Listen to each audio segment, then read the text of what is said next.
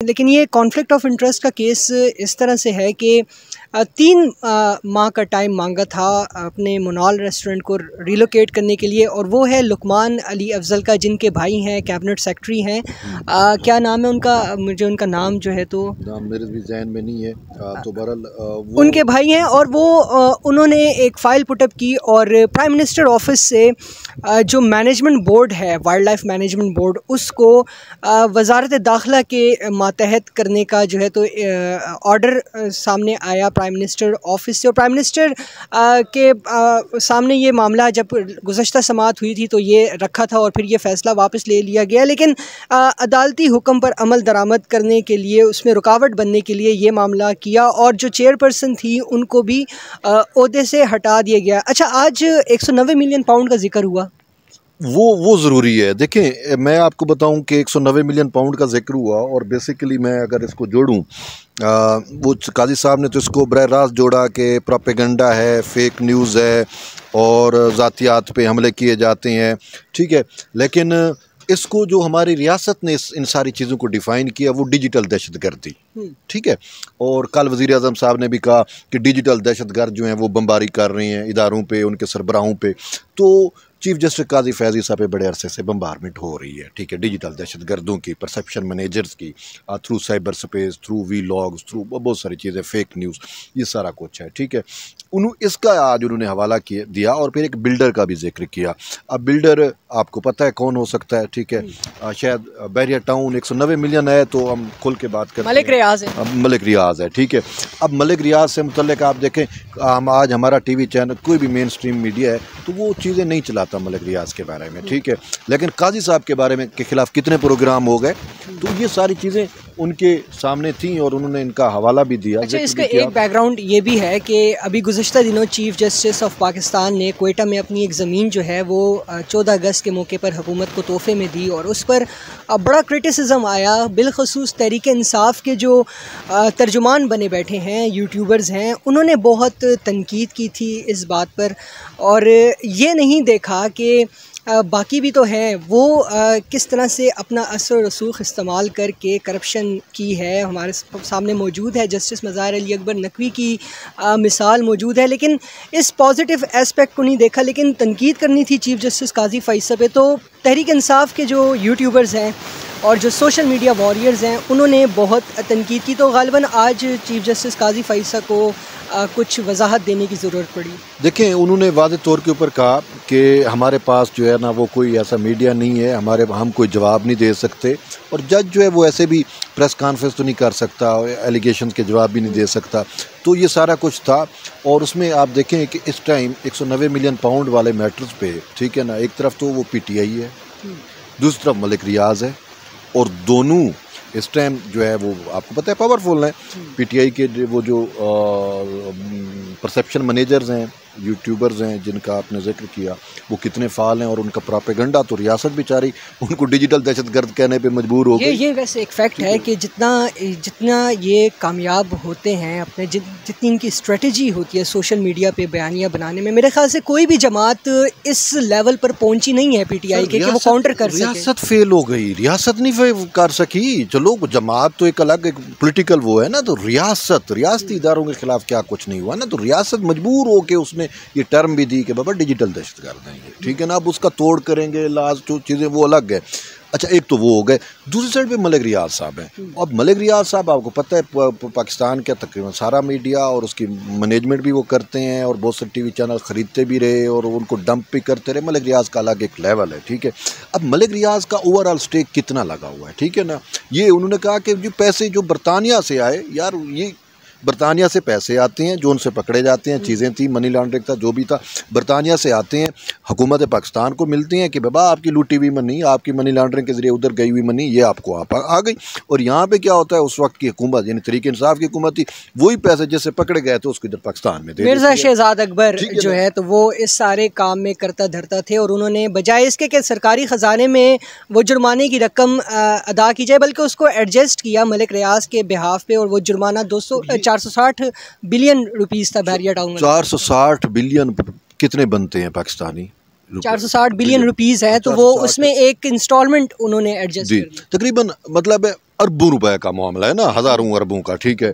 اب ملک ریاض کا پورا سٹیک اس پہ لگا ہوا ہے، ٹھیک ہے. بیریا ٹاؤن بھی اس کے وہ ہو گئے، فریز ہو گئے نا، سیز بھی ہو گئے، سارا کچھ تھا، ٹھیک ہے نا. چاہے یہ کہ پنڈی والے ہیں، اسلام آباد والے ہیں، یا پھر کراچی والے ہیں. تو قاضی صاحب نے یہ بھی کہا کہ کراچی والوں نے بھی، سندھ والوں نے بھی کچھ نہیں کیا، یہ ان کا تھا. پھر انہوں نے کہا بندے خرید لیے جاتے ہیں، یہ جو پرسیپشن مینیجر ہیں، یوٹیوبرز ہیں، یہ جو پراپیگنڈسٹ ہیں، یا کسی کو ٹویٹ کرنے کے لیے الگ سے پیسے دے دیے گئے. تو پورا قاضی صاحب کے خلاف ایک ڈیجیٹل دہشت گرد، یہ فیک نیوز، ایک پورا ان کی ذات کو آج کل جو ہے نا ٹارگٹ کیا ہوا ہے. اور اس میں مختلف چیزیں ہیں، مذہبی ایلیمنٹ بھی اس میں ڈال دیا گیا. وہ بھی میں اس چیز پہ حق میں یہ سمجھ رہا ہوں، یہ جو طریقے لبیک پاکستان اور یہ جو ایک ایشو بنایا ہوا ہے، اس کے پیچھے بھی کہیں نہ کہیں پہ ملک ریاض کا پیسہ انوالو ہوگا، اگر آپ ٹریس کر چلیں. یہ تو ظاہر ہے اس کا کوئی ایویڈنس نہیں ہے، لیکن چیزیں تو اسی سمجھ جا رہی ہیں نا کہ اس ٹائم ہدف جو ہے وہ ملک ریاض وہ ہے. اب سوری قاضی فیض عیسیٰ ہیں، چاہے وہ ملک ریاض ہو، چاہے وہ طریقے صاف ہو، چاہے وہ طریقے لبیک ہو، یہ سارے مل ملا کے ایک قاضی صاحب کو، اور پھر ان کے ٹرولز، ان کے سارے کو، وہ سارے ملے ہوئے ہیں، اور قاضی صاحب اکیلے ہدف پہ ہیں. اور قاضی صاحب جو ہیں وہ خود چیف جسٹس ہیں، لیکن بات یہ ہے کہ وہ کوئی میڈیا منیجر تو نہیں ہے، وہ ان کا جواب بھی نہیں دے سکتے. وہ جو ہے اس طریقے سے وہ جو چیزیں ہو رہی ہیں، بس یہی ہے کہ ہم قاضی صاحب کو یہی کہہ سکتے ہیں کہ ہم یہی سمجھ رہے ہیں کہ آپ امیون ہیں، اور آپ کو امیون ہونا چاہیے. یہ چیزیں ہوتی رہتی ہیں، اور جس نے بڑا کام کرنا ہوتا ہے نا، یا جس سے اللہ نے بڑا کام لینا ہوتا ہے، وہ ان چیزوں سے گھبرایا نہیں کرتا، بلکہ یہ چیزیں مزید آپ کو حوصلہ دیتی ہیں. میرا یہ خیال ہے کہ چیف جسٹس قاضی فیض عیسیٰ کو ٹارگٹ بھی اسی لیے کیا جاتا ہے کہ وہ پاپولر ویو کی بنیاد پر فیصلے نہیں کرتے آئین اور قانون پر. میرا یہ آئی مے بی رانگ، یہ تو تاریخ میں اب لکھا جائے گا کہ کون صحیح تھا کون غلط. لیکن یہ بتائیں 190 ملین پاؤنڈز کا جو کیسز ہیں ہماری نچلی عدالتوں میں بھی ہیں، ابھی بھی اس سے ریلیٹڈ کیسز چل رہے ہیں، تو کیا چیف جسٹس قاضی فیض عیسیٰ کو اس مرحلے پہ اس طرح کے ریمارکس دینے چاہیے تھے، جس سے جو نیچے عدالتیں ہیں وہاں پہ ان کا کیس جو ہے، عمران خان کا، ملک ریاض کا جو ہے، تو وہ متاثر ہو؟ ایک بات کہوں، آپ نے بالکل ٹھیک سوال سوچا ہے، صحیح سوال پوچھا ہے، لیکن 190 ملین پاؤنڈ کا معاملہ گیا کہاں سے تھا؟ سپریم کورٹ سے گیا نا. وہ جو بیریا ٹاؤن والی ججمنٹ ہے، اس میں 190 ملین پاؤنڈ سپریم کورٹ میں پڑے تھے نا کچھ پیسے، یاد ہے آپ کو؟ اور وہ پھر جس طریقے سے واپس گئے، وہ سارا کچھ آپ کے سامنے ہے. سپریم کورٹ اس وقت جو ہے وہ یہاں پہ اچھا میں آپ کو تو اس 190 ملین میں بھی سپریم کورٹ کے بہت کچھ افسران ایسے تھے جنہوں نے کک بیکس لیے تھے نا، وہ بھی مجھے پتہ ہے. اس ٹائم کے ثاقب نثار صاحب کے دور میں ایک رجسٹرار تھے، اور وہ چیزیں تھیں، وہ بھی مجھے پتہ ہے کہ کون سے بینک میں انہوں نے رکھے اور کتنے انہوں نے کما لیے.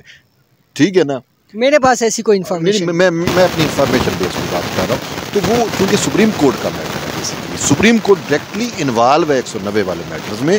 سپریم کورٹ میں بھی پیسے تھے، سپریم کورٹ نے پھر ڈیسیژن دیا.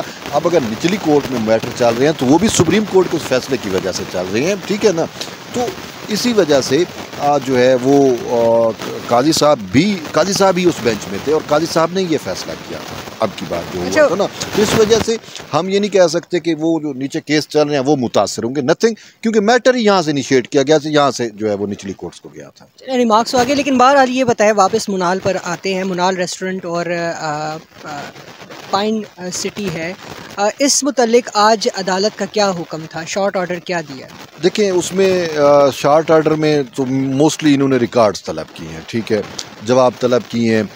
کابینہ میں چیزیں کہ کس طریقے سے ذکر ہوئی، اٹارنی جنرل سے تحریری یقین دہانی، یہ پورا جو میٹرز تھا، یہ جو ٹرانسفر والی آپ نے بات کی، وزارت داخلہ کو بورڈ دینا وائلڈ لائف والا، اور یہ سب وفاقی کابینہ کی منظوری کے بغیر ہوا تھا یہ سب، وہ انہوں نے ان سے ریکارڈ طلب کیا ہے. ٹھیک ہے، اور یہ جو پائن سٹی والا میٹر تھا، اس سے سی ڈی اے سے ریلیونٹ ریکارڈ طلب کیا ہے. ٹھیک ہے نا، تو یہ سارا ریکارڈ جو ہے انہوں نے طلب کیا. آپ دیکھیں کہ کیس پھر جب سماعت پہ ہوگا تو وہ ریکارڈ سے ہی چیزیں ہوں گی. لیکن ایک چیز ثابت ہو گئی ہے کہ یہاں پہ اوورآل جو نیشنل مارگلہ ہل ہے، پارک ہے، اس میں اب جو سرگرمیاں ہوں گی تجارتی وہ بھی ٹوٹل بین ہو گئی ہیں، اور کنسٹرکشن بھی بین ہو گئی ہے. اور اس والے سے سی ڈی اے کو بھی یہ کہا گیا ہے کہ جو آپ کے لاز ہیں، جو قوانین بنے ہوئے ہیں، اس پہ سختی سے عمل درآمد کرو. لیکن ایک چیز میں یا شاید قاضی صاحب کے بھی علم میں نہیں ہے. پتہ کیا ہے یہ مارلا ہل میں اگر آپ قائد اعظم یونیورسٹی سے اوپر جاؤ نا ایک روملی گاؤں آتا ہے, ٹھیک ہے, قائد اعظم یونیورسٹی کے اندر سے روڈ نکلتا ہے. تو روملی گاؤں وہ بڑے عرصے سے بنا ہوا ہے لیکن اسی پارک کی حدود میں ہی آتا ہے نا. لیکن وہاں پہ چونکہ وہ لوکل لوگ رہ رہے ہیں, بڑے عرصے سے رہ رہے ہیں, وہاں پہ کوئی اور بندہ نہیں جا سکتا, ٹھیک ہے. اور وہاں اس کے اوپر ایک سی ڈی اے کا اپنا ایک سسٹم بنا ہوا. اگر بھائی وائلڈ لائف تو بھی انہی کا ہے نا, تو وہاں پہ اس وقت کے ایک chairman C D A Kamran Lashari صاحب نے ایک بہت بڑا کوئی اپنا ایک محل نما کوئی چیز بنائی ہوئی ہے, ٹھیک ہے نا. میں نے بھی دور سے دیکھی ہے لیکن جو اندر گئے ہیں تو وہ تو کہتے ہیں کہ یار یہ تو بڑا ایک آرکیٹیکٹ اور وہ بڑا ایک اس میں فن ہے وہاں پہ, ٹھیک ہے, جو انہوں نے بنایا ہے. تو وہ بھی تو پارک کے اندر ہے. اگر یہ پائن والے بیچارے کو زیادہ نہیں مل رہی, منال بند ہو سکتا ہے, تو قاضی صاحب کو تو نہیں پتا نا. تو یہ سی ڈی اے کو تو پتہ ہے. یہ چیز میں آپ کے پروگرام سے وہ کرنا چاہ رہا ہوں کہ بھئی اس کو جو کامران لشاری صاحب نے ولا بنوایا ہوا ہے مارلا ہل میں بالکل اس کی پیک کے اوپر, تو اس کو بھی دیکھنا چاہیے کہ وہ بھی بند کرانا چاہیے, اس کو بلکہ مسمار کر دینا چاہیے. وہ بھی تو خوبصورتی کو گنہا رہا ہے نا. وہ کیوں ہے آخر وہاں پہ بھی مہینے میں ایک کوئی نہ کوئی لوگ جاتے ہوں گے, پارٹیاں کرتے ہوں گے, وہ اسی پرپز کے لیے بنایا ہوا ہے. تو اس کو بھی لک آفٹر کرنا چاہیے. وہ کوئی سرکاری ملکیت نہیں. اگر سرکاری دفتر ہوتا پھر بھی ہم کہہ دیتے چلو ٹھیک ہے بھائی سرکار کا ہے کہیں نہ کہیں, ٹھیک ہے, ہوگا. وہ ایک پرائیویٹ ہے, ٹھیک ہے, وہ اس ٹائم کے چیئرمین سی ڈی اے رہے, لیکن اس کو یہ تو اختیار نہیں ہے کہ آپ پارک کے اندر اپنا ایک عالی شان جو ہے فارم ہاؤس ٹائپ یا کوئی ایسا چیز ولا جو ہے وہ تیار کر لو جو آپ کے لیے کہ عیاشی کا سبب بنے. یہ ایک چیز ہے جو میں نے پوائنٹ آؤٹ. بہت شکریہ طیب بلوچ. تو ناظرین یہ